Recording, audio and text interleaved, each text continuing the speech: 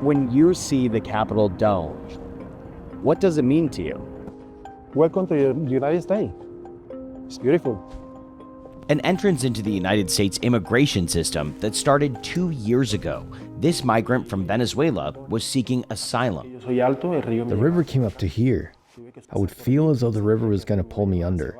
He crossed the border, and the state of Texas then bused him to Washington, D.C.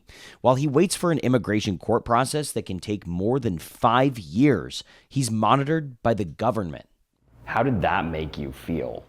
It made me feel like I was being watched. I felt like I was a fugitive on the run. Instead of putting him in a detention center, Immigration and Customs Enforcement handed him a phone with this app called SmartLINK.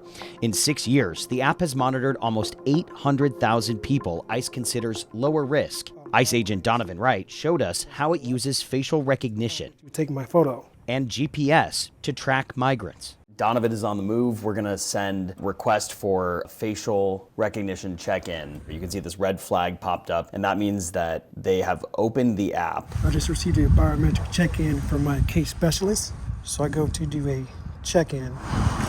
Oh, and you can see there's now an arrow up there. The app allows agents to check in with migrants anytime. It also flags important court dates. So is it part of a solution to an immigration system in this country that so many people think is broken?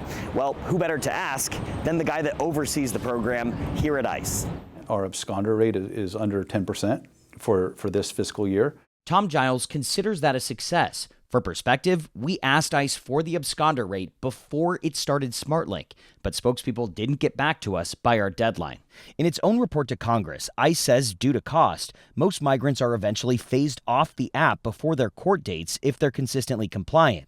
That means ICE will continue to have challenges reporting on its effectiveness. Why invest so heavily in something that hasn't been proven? Our non-detained population has grown over 200%, but really we haven't gotten the resources to effectively manage that docket the way we would like to. But for the cases that are on it, in my belief, it's been effective for us.